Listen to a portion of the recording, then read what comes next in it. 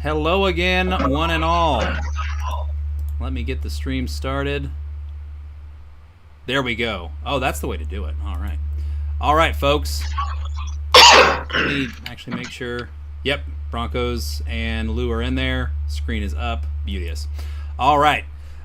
Thank you, everyone out there, for joining us for the second iteration of RLD Fantasy. Tonight, we've got Ben, i.e. Ben, i.e. Don, joining us to do some Q&A with you guys. Ben is a Rotoballer OG. He is one of the core founding dudes in RLD Fantasy. So what is RLD Fantasy? It is kind of a fantasy content mill co-op that is influenced to different degrees by different members, but Ben is definitely is chair on the steering committee for sure. So you are getting true RLD goodness here tonight.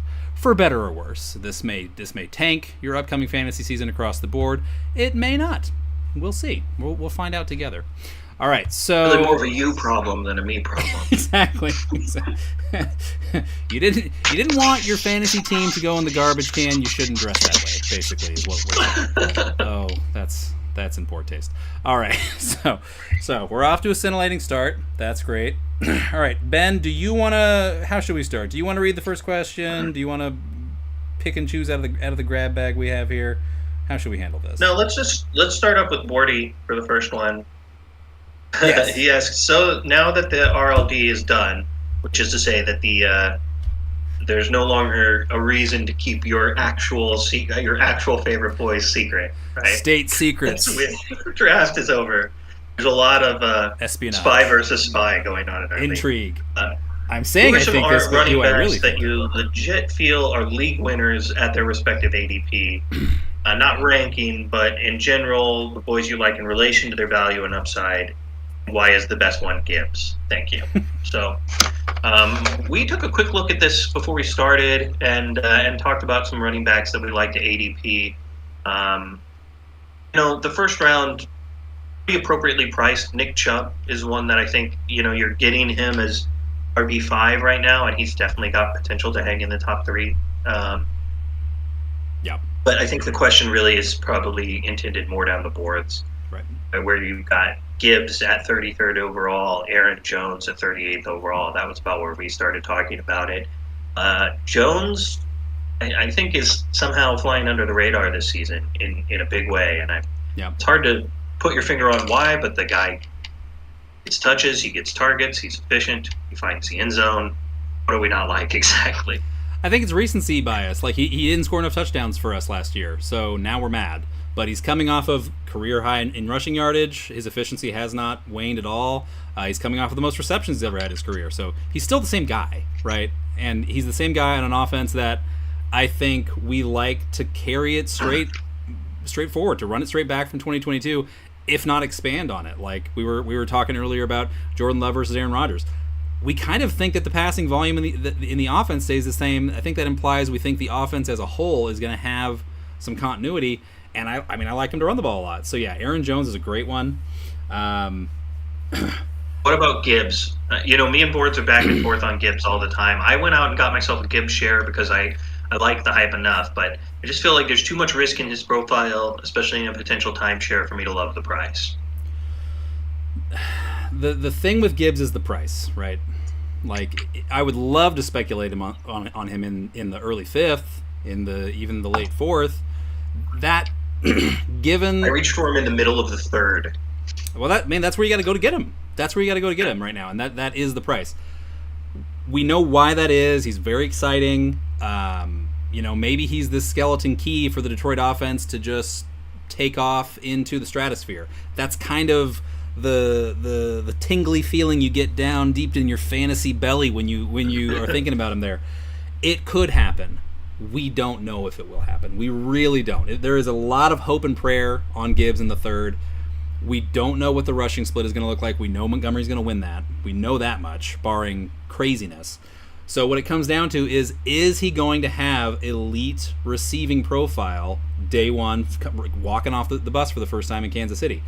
He could. He really could. But that is a lot of risk in the 3rd round. At ADP, strictly because of the risk, I don't like it. everything. Yes, the stars could absolutely align. They are not aligned for me yet. So in the third, it does scare me. You got to really have a level of certainty and a willingness to to swallow it if it does not go your way. And I want to caveat. Gibbs does profile as a guy who is going to get stronger as the year goes on, which is always what you want with any player, but especially an early round pick. You want them playing their best ball in December. Rookies or early high draft capital rookies, they tend to do that. All rookies tend to do it. So that's my thing on Gibbs.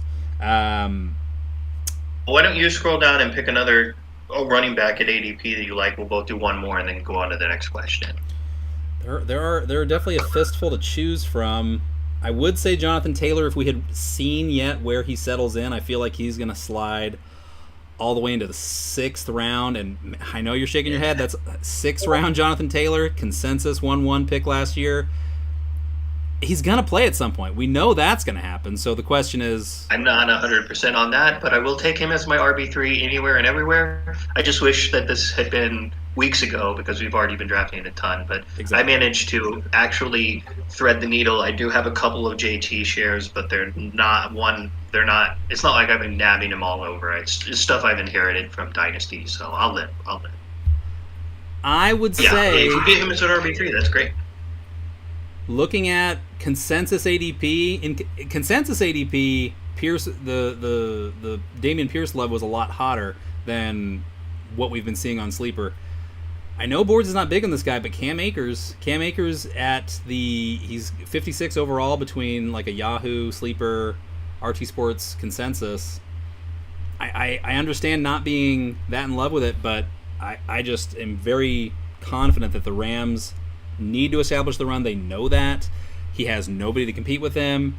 He was very effective down the stretch. And the offensive line, it wasn't great, but it hasn't gotten any worse. And Joseph Noteboom is some version of himself pre-Achilles tear early last year. So that'll help on the left side. He's more of a pass blocking boon than on the run game.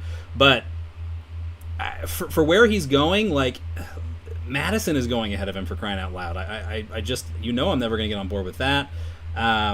He's not going that far behind Dobbins. I might prefer Dobbins honestly at this point. But I like Dobbins. I like Akers. I'm kind of. What do you think about Miles Sanders? RB20, I like Miles Sanders. Overall. I definitely think he's another flying under the radar guy. I don't know that he's got league winner upside, but I think that that the money they gave him, the length of contract they gave him, that's a young team. They're looking for veteran leadership in their locker room and on the field. I think the hope there is that he can provide that. He's versatile in the passing game. He always has been. He's just one of those guys that never really got that kind of work. And, in Peterson's Philadelphia, no running back was going to get a lion's share of the touches. So he's in an interesting situation. But I do think that the Panthers want to lean on him. It's just whether he's going to stay healthy and be able to absorb the work. And already he's been dinged up in the preseason. So I liked him a lot more before he got injured, and now I'm a little skittish on it. I definitely don't think I wouldn't tag him a league winner. Scrolling down the list, I mean, it's tough to say. I like James Cook a lot. I think he's a shoe-in for 50 reception for 50 targets. He could get up to 70. Chaco is another guy who probably has a path to that kind of volume. But everybody below that, you kind of need some help. Antonio Gibson's another guy I think could be used a lot more in that offense, kind of the way we always dreamed that he would be used. Whether that'll be enough to get him into the top 24 or not, it just remains to be seen. Scrolling down, there aren't a lot more guys that really have the kind of upside that you're looking for here. They wouldn't need an injury to get there. And it's kind of a lame one, but David Montgomery, yes, it's like a 2 + 2 = 4 answer, but look at where he is. He's going 76th overall. That's 7th round. Why is he back there? That's crazy to me. Yeah. He's definitely a great value where he's at. I just think that, again, it would require an injury for either of those guys to be in contention for the top 10. They're just going to steal from each other too much for me to think either of them's really got league winner upside. Montgomery's being drafted outside the top 30 at running back. Like that's, I don't get. Again, this is by consensus. On sleeper, I think he went a little bit earlier on in general. I think. Kenneth Walker. Oh, you know who I'll mention here. How about Khalil Herbert? Yeah, that's a good one. Khalil Herbert is a good one. If the Bears running back and the Bears want to run, but if one of those running backs is going to take over that backfield and step into an elite role there, my money is on Herbert. That's not to say that D'Onta Foreman might not get the most touches and it's a big puddle of mid, but if one of those guys we're gonna take over that backfield and turn it into like league winner upside, my money's on Herbert. Now I think Herbert has to get hurt for Foreman to take the Batman role in that split. Oh, even if Foreman was the only running back in that backfield, I'm still not convinced that he can capitalize on it to that extent. Right, and I mean Herbert, to some degree, lowered the Bears' interest in making even an effort to retain Montgomery. They didn't have D'Onta Foreman in hand at that point. I think Montgomery signed elsewhere before Foreman signed with them, or it was very, very close. It was like bang, bang. Oh, he was like quick right after free agency started. Montgomery? Signed really early. Yeah. Or Foreman was? No, Demon was like one of the first couple days after free agency opened. He got snapped up by the Lions. And then so I think Foreman came in a little bit later than that for sure. So that timing means that there was a point in time when all the Bears had was Khalil Herbert and David Montgomery, and they let Detroit beat them for him. So, so that imply what does that tell us? That implies that they feel good about Khalil Herbert. Now, yes, do they go and get Foreman? But they got him cheaply. They did. I thought D'Onta Foreman was going to get more than that. I thought he was going to get a multi-year deal. They got him very cheaply. Yeah, it shows you. They got him really cheap. It shows you what the NFL thinks of north-south bangers with concrete hands. How the NFL. Well, it also kind of shows you that Foreman probably has a reason to believe that he's got a chance to prove it and earn himself some more money there this year. So. Yeah. Bears at the very least said to him, "Hey, you're going to get enough touches to show what you've got." Brian Robinson could also be a good one, although, yeah, we've knocked this one around. You got your money's worth here, boards. All right. Gibbs in PPR does own Dobbins. There's no doubt about that. All of our answers default to half PPR.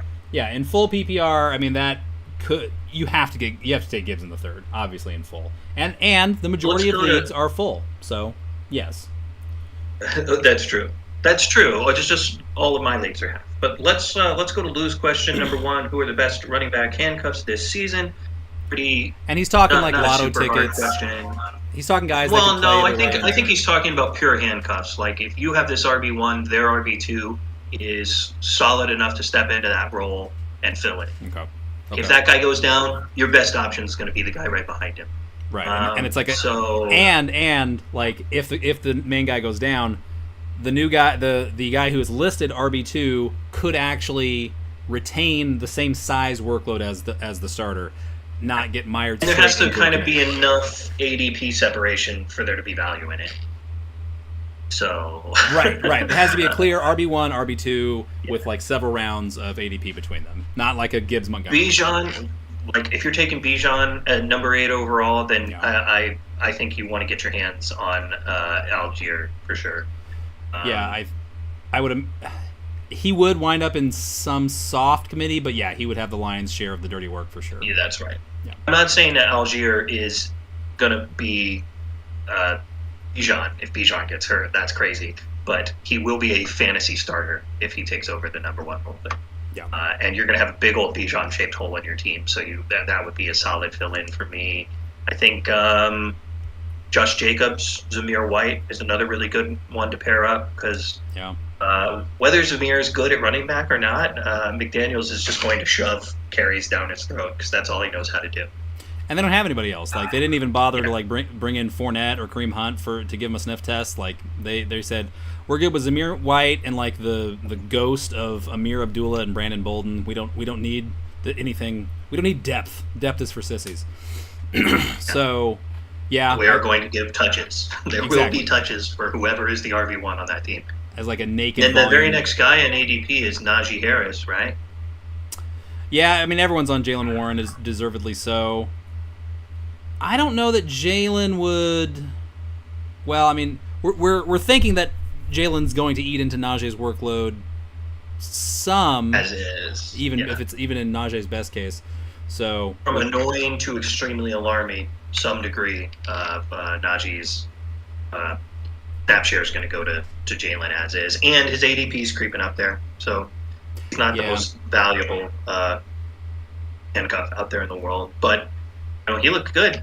I mean, I know John Najee was playing hurt last year, but there were moments when it looked like Warren was going to put him into early retirement and take that job. I think Sean Tucker and Ty Chandler also qualify. Sean Tucker would they give him like three downs to himself? Probably not. Like Chase Edmonds probably becomes a nuisance at that point. But Sean Tucker, they would let be the clear touch leader. The Vikings, their depth chart certainly suggests. Well, now with Myles Gaskin there, that would probably wind up something like a 50-50 split. So, if Ty Chandler's taken. I'll agree with Tucker because I think that a lot of the offense in Tampa is going to run through their running backs. I'm less so on Minnesota. I don't really want their backfield at all. They're not going to run that offense through their running backs. Fair. Chase Brown. Obviously, Chase Brown. We should. Yeah, Chase Brown's such a good one. Really, really good one. Yep. Is he healthy? I haven't heard anything recently. I check Twitter on him several times a day, and I haven't heard anything today. So yeah, he should be good. Yeah, he had kind of a quiet preseason, but good, frankly. I mean, I didn't need to see anything from him in preseason to know what we've got on our hands there, personally. All right, so after that, he asks, how do you guys feel about Zeke joining the Patriots, Dalvin joining the Jets? Do you feel confident in drafting Breece Hall or Ramondre? At Breece's new ADP, I'm still into it. He's knocked from the middle second to the middle fourth and 12 team. I'm okay with it. It definitely still scares me because Dalvin may be a problem that just never goes away in 2023. That could absolutely happen. But I think the Jets run the ball so much that between the how much there is to go around and Breece's ability to maximize what he gets, certainly by December, I would figure he has at least forced like a 60-40 split. I'd still be into it. I'm not messing with Ramondre. I am not interested in Ramondre at all. There's no way he's going to make it to me at a price that I'm okay with it. Yes, the Patriots just jettisoned every other running back, not named Ramondre. And all their quarterbacks. He couldn't end up playing quarterback. Somehow I think they did re-sign Malik to the practice squad today. Right. Malik and Zappy, come on backy. But there's going to be someone's going to come back at running back. They're not going to go. This is the Patriots. Like they want three running backs to see the field every quarter. Like they're not going to go through the season with two running backs. Ty Montgomery will yo-yo back. Ramondre's not going to catch 70 balls again, and Zeke is just going to be and the thing about Zeke is like a lot of older running backs, you're like, well, he could get hurt. Zeke doesn't get hurt. He won't just die. He never gets hurt. So he's gonna linger like an elevator fart and just be too detrimental to a guy who already the whole appeal to him, kind of like 2021 Najee Harris was, well, but all the cheap receptions. That's done. That's not going to happen again. I don't buy it. I do not buy it.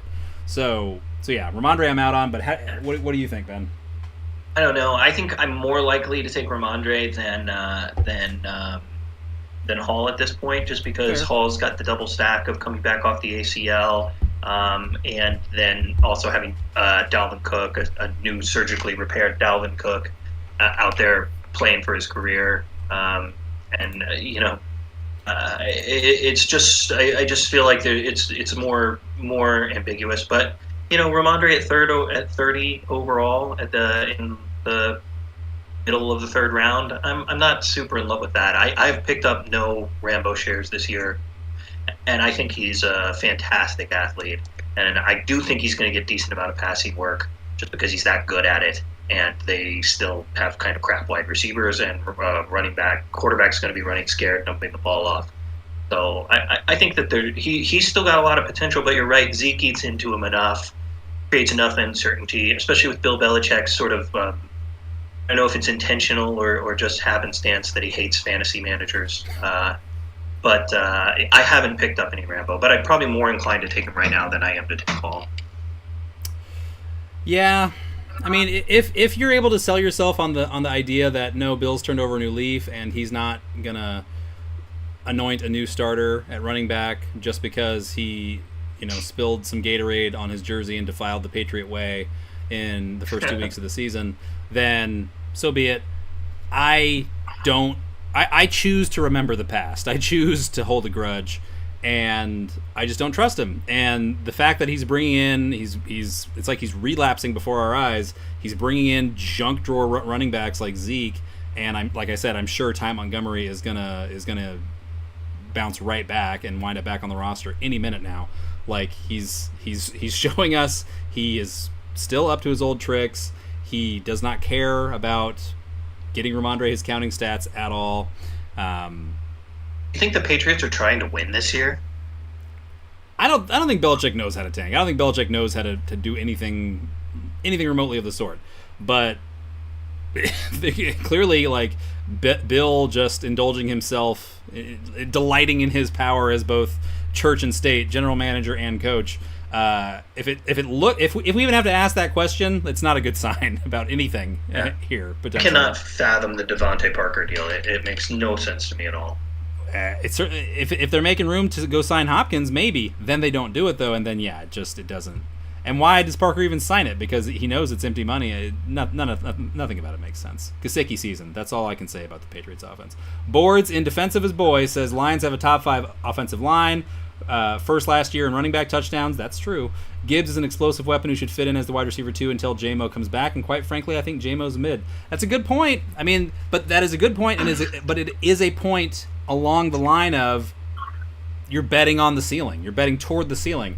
And that could happen. But that the risk factor for me is like, is there a scenario where Gibbs returns on that third round ADP if he even only catches 50 balls? I don't think there is. I don't think he's going to score enough touchdowns. I just don't believe he will. He's not going to score double-digit touchdowns. That's not happening. So he needs a lot of passing work. He needs it to get to where you wind up in the black on that price tag for me. I don't think he's going to hurt you at third round. I really don't, especially as long as you're in contention post Thanksgiving. Like that's where I'm definitely willing to get on board with the idea that okay, at that point he has acclimated to the offense and vice versa, and they are their best version of the unit is the best version of itself at that point in time. Absolutely, I can get on board with that. But between now and then, there's going to be peaks and valleys. I'm pretty sure. Actually, if we're looking at number 3 on Lou's question list, it's sort of ironically Dobbins is kind of the inverse of Gibbs. Gibbs, we know he's going to get the receiving work, but he's going to be limited enough in the ground game and in the red zone that the only way he's going to like grab all that work and become the monster that we're hoping to see is if he's unbelievably good, like crushing it every time he gets the ball from the 25. It's going into the paint. And Dobbins is kind of the same way, but the other way, we don't expect him to get a ton of passing work. And the only way we really think he can overcome being just a ground and pounder is if he's freaking amazing.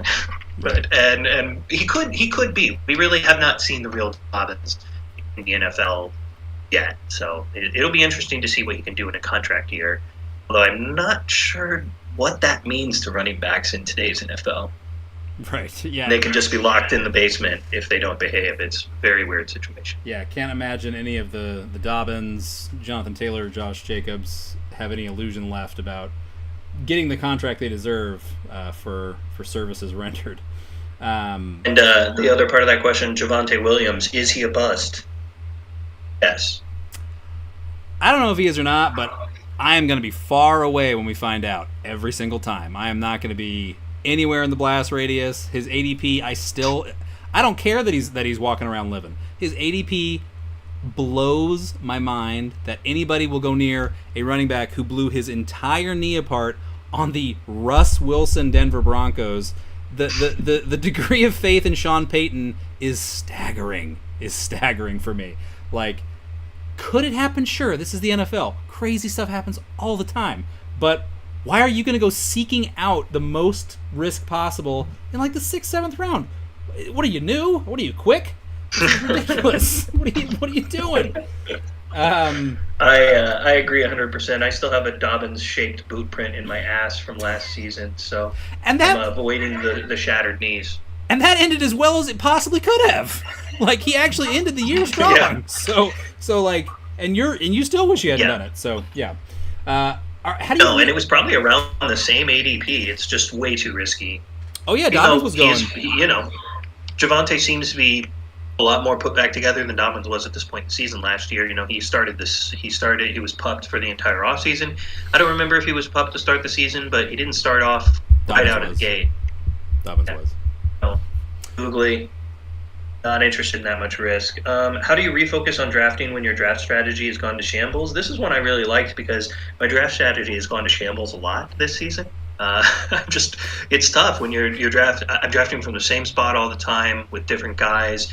I've done like 14 or so drafts already and different formats and gotten off my line a lot and had my guys not be there for me a number of times. And to me, it's really about knowing sort of what your core thing you're trying to accomplish in your draft is, and then just falling back on that when you're in a pickle. Like in the RLD, when I ended up taking Tyler Lockett as my wide receiver 2. Obviously, that's not in my script at all, but I knew where I was at in that draft hadn't been exactly where I wanted to go because I had gone RB wide quarterback early just because of the values that were falling to me. So I knew that in that situation, Lockett was a guy I was going to grab because he's a consistent earner, because he gets volume, he's got a high conversion rate, but he also plays deep down the field.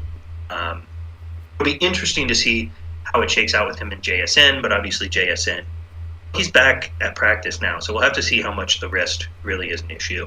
But I still like Lockett there. So it's really just about doing a lot of mocks, knowing where you want to go when, and then kind of trusting your process when you get into a hairy spot for me. Yeah, you took some heavy fire for that Lockett pick, including from me, because RLD, the true RLD league draft, engine runs hot, tensions run high. Yeah.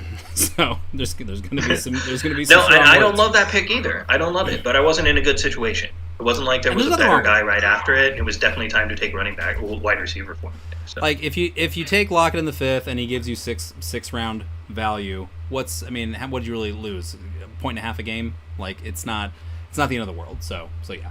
For me, like I honestly, I'm kind of realizing at this point, like it doesn't really happen for me anymore because I have been traumatized by having the guy that I was so sure was going to make it to me go a pick or two in front of my next pick in a snake draft enough times that I always have a plan A, a plan B, a plan C in mind as I'm watching the board come back to me at all times. And the second I see a guy go, my plan A goes off the board, I immediately recalculate. Like, okay, based on I need a running back. I just saw, running back, wide receiver, running back.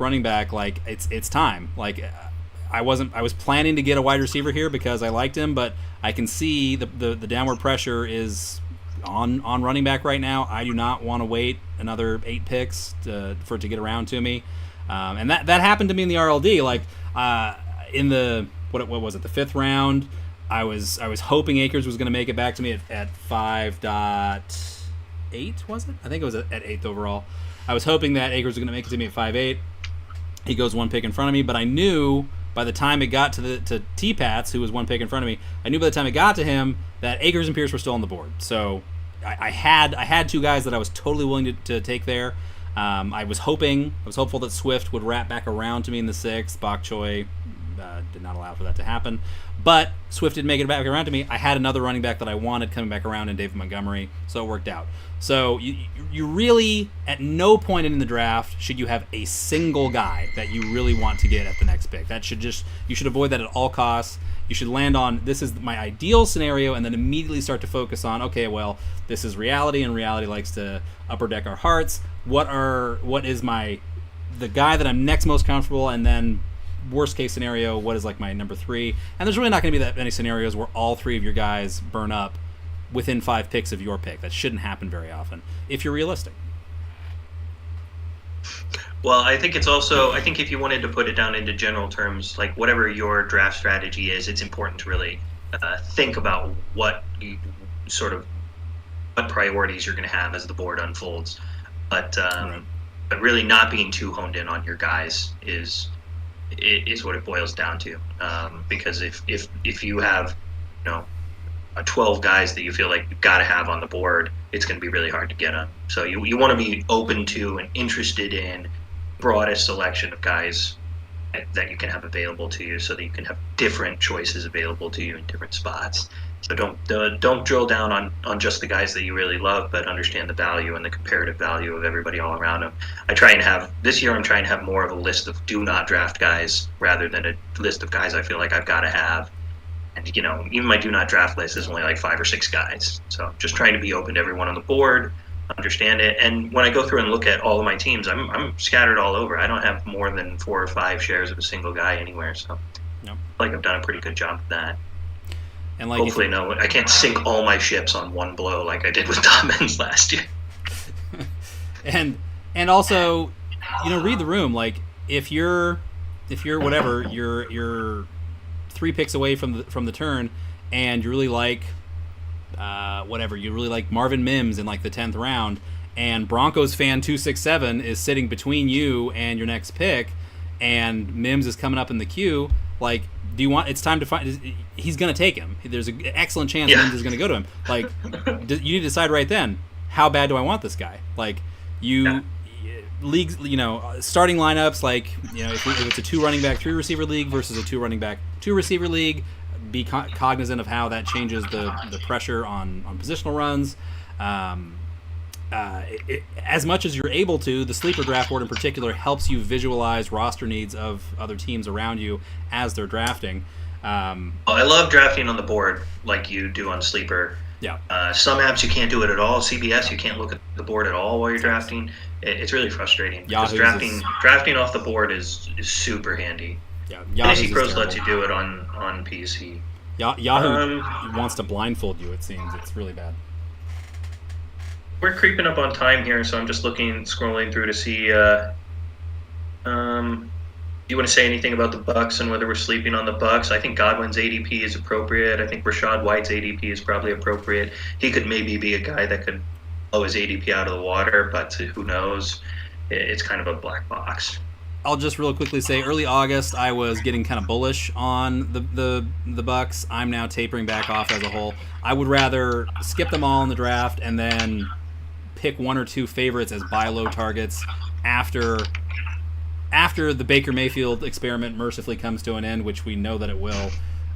Try to keep an eye out for blurbs about like Kyle Trask getting reps with the ones. Then it's coming. He's on death's door. Then circle back on the sad Godwin and Rachaad White owners and tickle them to see how willing they are to part with the picks that they thought were so cute.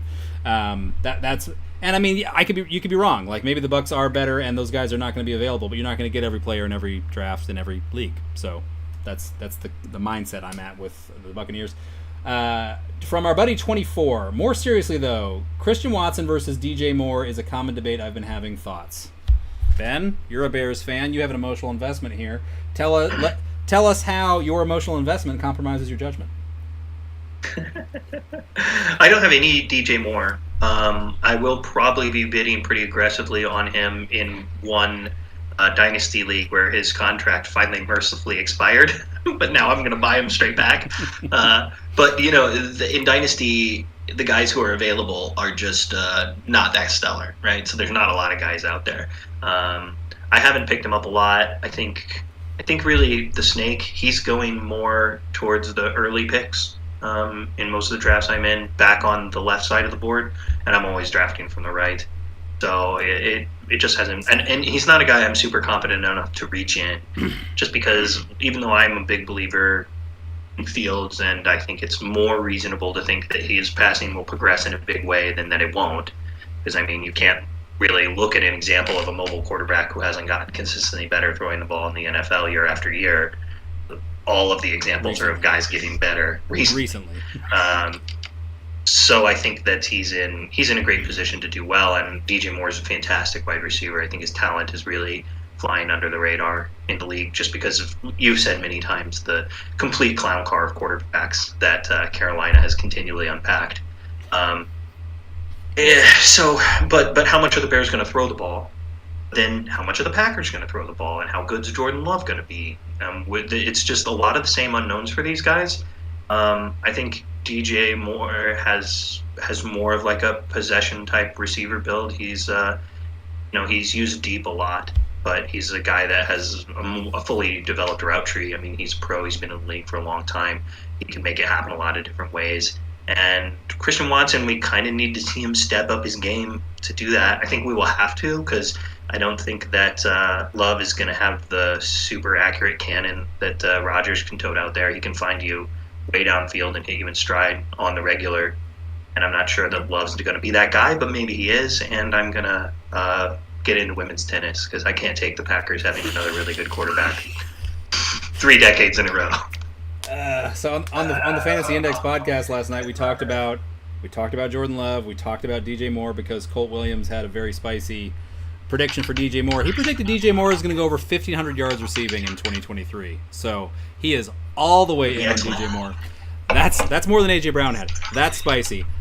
I don't disagree. The C-Watt versus DJ Moore is like blondes versus brunettes. The answer is yes. You want both of these guys in 2023. I am adamant they are both going to hit hard as so DJ Moore, he prior to 2022, he has 3 straight years of 1,100 yards with just guys who couldn't even hack it in the XFL getting him the ball, and he did it three 1,100-yard campaigns.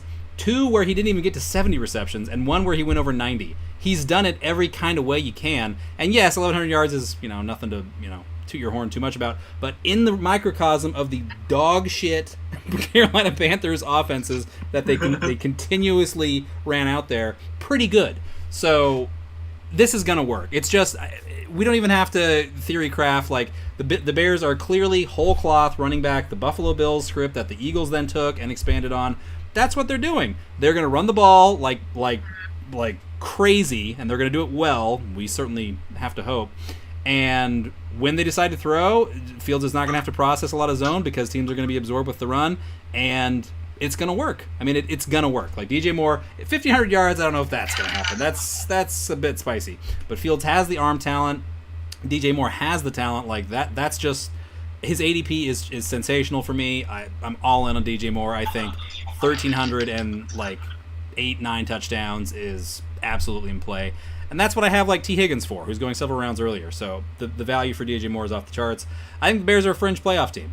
That's what I have for them in 2023. The NFC North is wide open, so that, it's not strictly fantasy relevant, but it doesn't hurt to know that they're not going to be playing for draft position in 2024 by Halloween.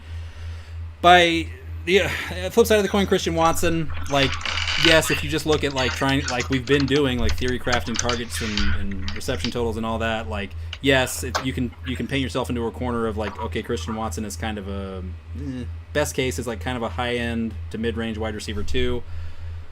If you were to just go into 2022 saying Christian Watson was going to catch 40 balls, you definitely would not have said that he was also going to score 9 touchdowns with those 40 balls, which is as many touchdowns as Justin Jefferson had on a lot more touches. So Christian Watson, the whole argument is that he can turn conventional fantasy wisdom on its head. He just did it for a 8-game stretch to finish his rookie year. He's not projectable. We don't know. We don't know what he's going to get, and B, we don't know what he could do with whatever it is he's going to get, because he's so weird. I mean, this is a guy who scored 7 touchdowns in 3 weeks on 9 catches or something. He's a freak of nature. So yeah, it was almost like a Mike Williams little spurt there in his sophomore season. He just had an unrealistic efficiency run, and then never really lived up to it. But well, yeah. But hopefully, no one could ever live up to that. He would have gone into the Hall of Fame by the end of his 3rd season if he continued. What was it? 10 touchdowns on 50 catches or something? It was completely ridiculous. Is Watson going to have a 20% have 20% of his catches be touchdowns?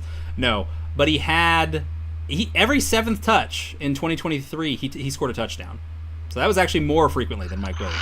So well, I don't think that my issue isn't with Watson. I think I'm not one of these guys that thinks that he's no good or he can only run in a straight line or he's just a speedster. He this is the NFL and he's shown us enough to believe that he's got talent and chops and he's just going to do the hard work to get where he needs to be. For me, it's entirely about Jordan Love and whether he's a quarterback that can feed that type of receiver.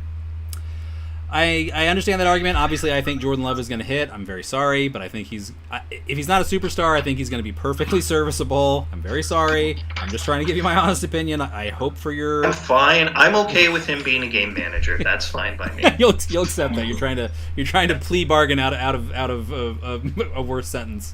I good try. But like, keep in mind, again, I've made this argument before. Make it again. Probably no other receiver in the NFL that we're interested in fantasy football this year, certainly no other receiver anywhere at Watson's ADP or higher, is theoretically, notionally less dependent on volume than Watson. He doesn't need it. If Watson catches 80 balls, it is game over. He is going to be a wide receiver 1.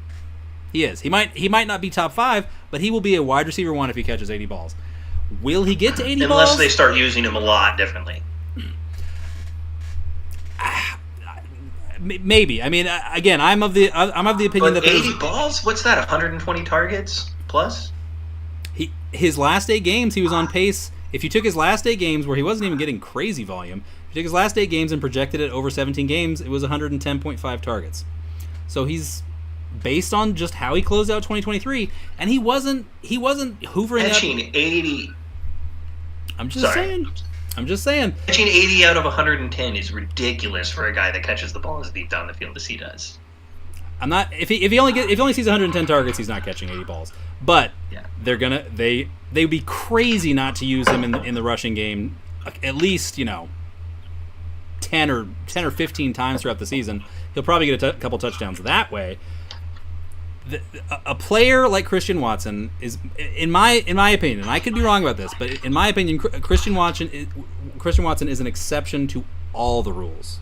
To any attempt to put him in any sort of box, we don't know what he's going to do. I'm not saying he will be Josh Gordon, but I'm saying the Josh Gordon type of season mindset applies here because he could do something we've never seen before. That's the appeal for me with Watson, is that yes, he doesn't need 150 targets like Justin Jefferson or Devontae Adams do to justify where you're taking them, but he could do things that change the Packers' offense mid-season, and he could blow by any benchmarks that we came into the season with for him. Is my feeling about the player and player talent. Vacuum evaluations where you block out the offense and you block out the quarterback and you block out all that. It's very dangerous. Obviously, it's not a good way to go about evaluating what's going to happen with a player. All these players are very good. I believe Watson is an exception to the rule. I believe he is a singular entity in a league of freaks. That is what I believe. So let's answer the question. We're in a safe space here. The Christian Watson poster on the inside of your closet door can't hear you. You're drafting. It's time to take a running back. Who's it going to be?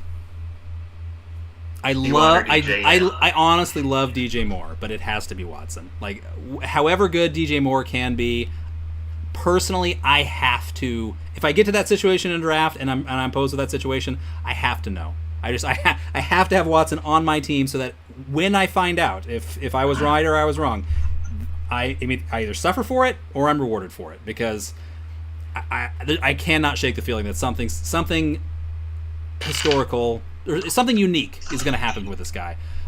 With his career, but in 2023 specifically, I believe it will happen. Do you have shares?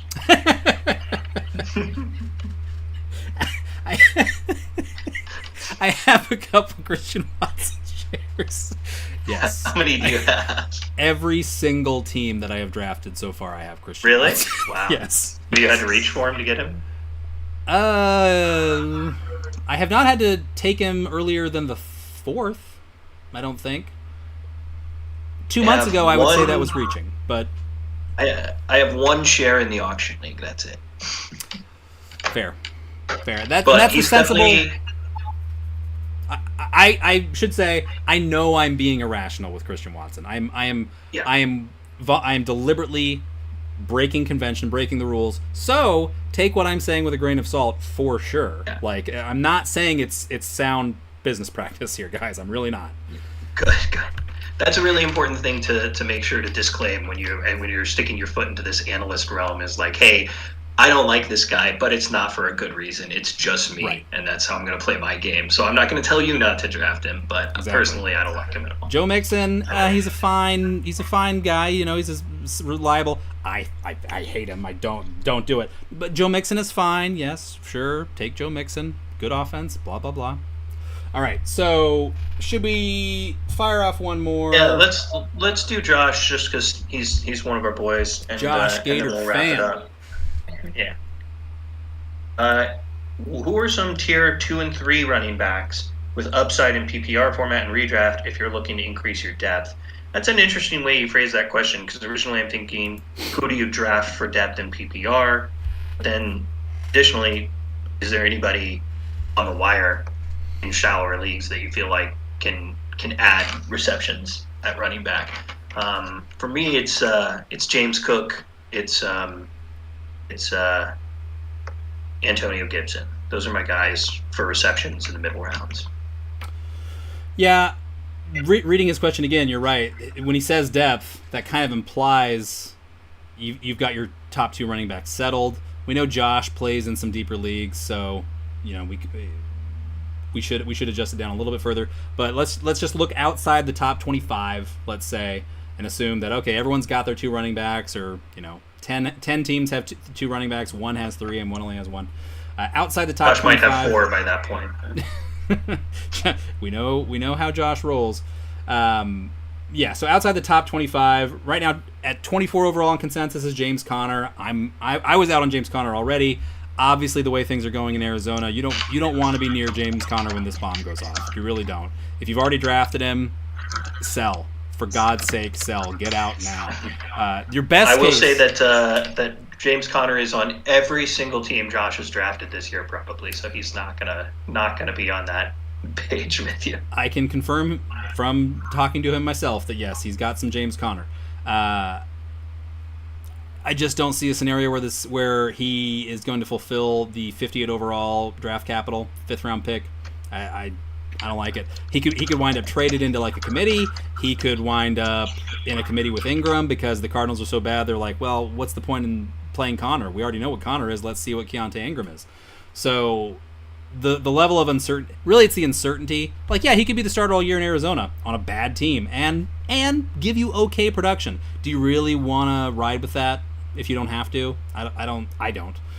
Dalvin Cook. I like Dalvin more as like a scam grab, especially if you drafted early and you got him for peanuts. I like him as a scab grab and then as like a sell high because I think he's going to have 2/3 of the touches in September. After that, I don't know. After that, I think the Jets want the best player to play, whoever it is, between him and Brees. And Brees is the better player, but is Brees ready to be the better player is the question. I don't know. I think if Cook's healthy and has been playing well, that we're going to see much more of a split backfield, or maybe even continuing to lean on Cook, because the Jets are playing. They're obviously playing to make the playoffs and win their division, but they've got to have winning in the playoffs in their mind all season. So yeah, time management could definitely come into play here. Rashad White's a guy that gets plenty of targets. All the uncertainty there. James Cook, again, he's going to walk into a lot of targets. They target their running backs a lot, and he's the guy. Unless the only other guy on their team that's caught a lot of targets is Tavius Murray. So you think Lat Murray is going to get 40 or 50 targets? Well, then, yeah, that sucks for James Cook. That would be James Cook better not fumble in week 1 again. That much is for sure. Yeah, I forgot. Lat Murray used to catch some balls. Man, what a ride it's been for Latavius Murray. Rashad. Yeah. Rashad, I'm like I said, whole Bucks offense. I'm kind of I came up like this in early August, and now I'm back on the swoon. I'm okay with Rashad because yes, he still has a path to three downs. Sean Tucker is really on the borderline of being a problem there, though. He really is. And Chase Edmonds, I believe, made the team. I know everyone's like, oh, Chase Edmonds is nothing. Chase Edmonds catches 20 balls. That's all it's going to take. That's all it's going to take to be a problem. So I'm really kind of... I don't hate Rachaad White, but the juice is not there for me at 72 overall. I like Cook for sure. It's risky, but I like it. Kamara could absolutely be great value. I'm just too freaked out. I'm just too freaked out about the whole kit and caboodle. We went on about it at length the other day in the Discord about why did the Saints suddenly stop throwing the damn ball to Alvin Kamara last year, and then they go and clearly make running back a priority. It's too weird. It's freaking me out too much. DeAndre Swift and David Montgomery are my two absolute favorite depth running backs. They're both going outside. Swift is at consensus 29.5. Montgomery's consensus 31.5. If you can get both those guys, you're set. For me, you're absolutely set as like RB3 and 4. It's a little staying on assignment. David Montgomery is probably not looking at a ton of targets, although he'll probably get some. But I wanted to make an argument for Khalil here as well, so I went back and looked, and he doesn't get any targets at all. The Bears don't really throw to their running backs a ton, or didn't last year. But running backs like that, you can get really good value on in PPR because people overlook them. And well, that's true. That's true. Their the numbers specific still question. count. Well, no. I guess you're right. And yeah, David's not going to catch any balls, but if he scores 11 or 12 touchdowns, what the heck do you care when you got him in the 7th round? I mean, and Swift, I mean, it's an absolute home run swing. You are going for gusto taking Swift. You certainly don't want to take him as your RB2 if you can help it, but guys, Swift was a first-round pick last year because we believed in the talent so much, and he had such a good offensive line, good running offense overall. And what happens? He gets an upgrade to his offense and goes to his hometown team, the Philadelphia Eagles, in a proven year. He's in a contract year. Look at this. Look at the situation for DeAndre Swift, guys. All the stars have aligned. He has nobody that's really a threat. Rashad Penny's going to ugly him up for some low value touches between the 20s. Sure. That's probably good. We don't want DeAndre Swift's shoulders taking one more hit than they absolutely have to. DeAndre Swift has a nose for the end zone. He always has. Yeah, Hurts is still Hurts. That kind of sucks. But Swift could absolutely easily get 1,400 total yards and double-digit touchdowns. That could happen. Look at these other running backs. There's no other guy here you can say that about. Pacheco, I don't see it. Even best case scenario. Herbert I like, but I don't like him that much. A.J. Dillon, Rachaad White, Kamara, I just don't see it. Swing for the fences on Swift, and if you're wrong, you're going to be wrong for the right reasons. That's how I feel about it.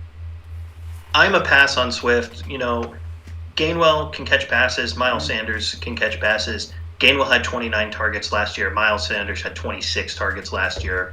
The Eagles had the fewest running back targets in the league last year with 61 total targets. If every single one of them goes to DeAndre Swift and he gets used in the running game and some red zone work, then yeah, he's got league winner type potential. But maybe the Eagles will change their offense up a lot. But man, they had a heck of a run last year. So I don't know. I don't know what they're doing on running back. It just depends on how they're going to use Swift. The Eagles have... But I'm not excited about it. A.J. Brown, Devontae Smith, and Dallas Goedert to catch balls. That is it. That's not that much. That's not that much in his way in terms of target share. Like, yes, they don't throw the running backs. You're right. If Gibbs is a wide back... tight end, didn't they? What's... Yeah, I'm sure Albert O is going to kill DeAndre Swift. You got it. Yeah. Come to the RLD for the fantasy insight, folks. We're going to tell you things that you're not going to hear anywhere else because they're insane. Whatever. That's my case for DeAndre Swift. No, it's not a bad argument that the Eagles are going to have to break out of their silo and funnel their targets a little bit more away from just their two wide receivers. They really, really incredibly high target share for those two guys last year. So it's a fine argument. In the NFL and on Wall Street, the rule is adapt or die. And if the Eagles try and run back the exact same offense, I don't know. They might try to learn a new trick. They didn't accidentally trade for DeAndre Swift. We can at least say that much. All right. So what do you say, Gibson, Ben? Charbonnet, P. Ryan. I like these guys to catch some balls. McKinnon is a fun guy down there to Yeah, but no, I think A-Chain. that's probably it. A-Chain. I say A-Chain. A-Chain, yeah. McKinnon, I see Yeah, the I argument. mean, they didn't add anybody, so A-Chain, I like him. McKinnon, I see the argument. It could maybe Nagy keeps that element in the offense, but this is now Nagy's offense. So is that? Keep in mind, like McCole Hardman went down, Kadarius Toney got banged up, and that was when McKinnon really took off. Yes, McCole Hardman is gone now. Kadarius Toney is not, and Toney is kind of a, X factor Swiss Army knife type of player that maybe Nagy would prefer to use on like manufactured touches and um, just catching defenses by surprise with their pants down type of play designs that more benefited McKinnon certainly down the stretch. Because again, we get biased by what happens last in the previous season, right? First half of the season, Jarrett McKinnon didn't do anything. He was nothing to anybody. And then the last half of the season, he comes on strong. Eric Bieniemy's gone. We don't know to what degree McKinnon's role in the offense is going to carry over into 2023. We really don't. CEH is now healthy for now. Like let's just. I know McKinnon's not expensive. He's going comfortably in like the 11th round, but don't get too cute thinking he solves your RB4 need. Is where I'm at with it. Charbonnet is still 102. That's too expensive for me. I don't like it. If you're a Kenneth Walker owner, fine. But other than that, I don't see the need. Who's back here? Jeff Wilson. I mean, until Devin A-Chain takes it, Jeff Wilson's going to keep it. Him and Mostert.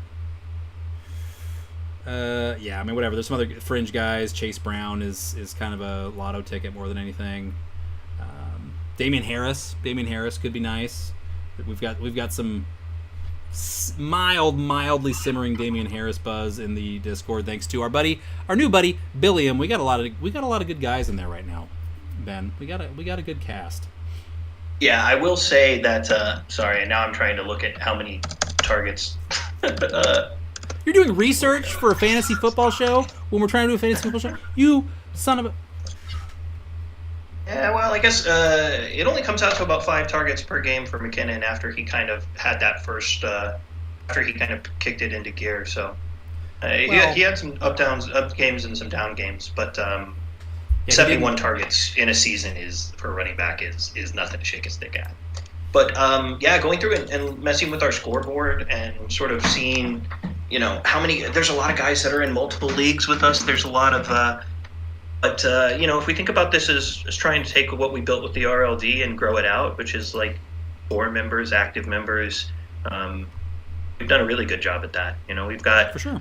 We've expanded our roster of like guys that we can play with going forward and be in the chat and really contribute from like 12 to about 80. So not bad for one season. Yeah, we almost have too many guys at this point. We have no shortage of guys. So all the guys that have made the Discord so hilarious for the run up to peak draft season and into week 1. Appreciate you guys so much. I mean, we don't really know what this is going to be, right? Like this is not your granddad's fantasy football YouTube channel. That's for sure. That's what we're not going to be. But we are definitely going to be having sort of a crowdsourced approach to trying to like quickly process and broadcast back to you guys. Like as soon as week 1 is in the can, like okay, let's separate the bullshit from the facts. Like what is the fluke shit that we can just say, you know what, that probably doesn't mean anything. Whatever. Duvernay randomly goes for 8 and 120 and 2 touchdowns in week 1. Let's just ignore that. The defensive back fell down, guys. Come on. But versus like, okay, what happened that now we need to start adjusting our forecast for the rest of the season. We need to start doing some buying low and some selling high. So but we want to introduce you to all the guys that have made the RLD brand what it is. Ben, myself, Boards, of course. Who else? T-Pats, Pack. As much as we can withstand the profanity that Pack fan is capable of generating at any given moment. And the new guys, Moss and Broncos fan, and just all the quality talkers that want to participate and contribute to the RLD fantasy stew that we keep we keep that pot full and simmering 24/7. We definitely invite you to do so, as long as you can talk your stuff and you can stand up to scrutiny, because you're not really ugly. I mean, if you're uglier than me, that's fine. If you're better looking than me, I'm not going to be a fan of that. Ben, you're already. It's within the margin of error that I'm okay with it. But if you're like Jimmy G, just keep on getting with porn stars. Don't bring your dirty, rotten mug on here. Don't got any time for that. Yeah. So anyway, we've talked enough, and I'm clicking things and messing up. So. What do you say, Ben? Any parting wisdom? You're gonna. I just decided Ben is gonna be in charge of the Jerry Springer final thoughts portion of the RLD until he comes in last and loses that privilege. Ben, what do you got for us? Yeah. No, I really like what you're saying. We don't exactly know what it is we're trying to build here, but I think we've got a really great crew, and I think if we start to think of it more as a platform, and if guys have ideas for their own kind of content that they want to generate, they can get the same kind of support and interest that we're starting to generate with the stuff that we're putting together. So and we have so many leagues going on, we have so much fun stuff, and so such a competitive energy going on that there could be some fun things to come up with. I noticed that Falchion's doing like news updates for his league every week, and that's a really cool kind of thing that I wish that I had the focus or concentration to do. But there's going to be a lot of opportunities to do some fun stuff, and hopefully next year get into some stuff that has some like carrots. It'll be really fun to chase after. So really, we put a lot of work into this, and I'm thrilled with the positive feedback we've been getting and the energy from the rest of the guys. That's where I'm at right now. Just hoping everybody has a good season, has a lot of fun, and can grow their game and sort of get into some new, fun, different stuff. Silly, be fun, and let's experiment and come up with some cool ideas. Love it. Exactly. With that, we're going to sign her off for tonight, guys. Shut this YouTube down. Thanks to everybody that gave us their clicks and their views and their view hours. All I would ask is that you watch this video 10 more times. Be start to finish. Don't stop midstream. That's cheating. Watch this whole video. Your phone can tell if you're not looking, so don't just play it with the audio down. I have access to ungodly amounts of analytics data. I know where all of you live. Don't cross me. All right. Well, we are going to shut it down for tonight now that I've threatened the entire audience. Thank you for your time, Benjamin. Pleasure as always. And we will be back. No, thanks for doing it. We will be back. I will be back with the rest of the 2023 ADP breakdown as we chug into the last weekend of drafting, and check the Discord to find out what we're doing next. Love you, boys. Have a good night, everybody. I got to click in the stream. There we go.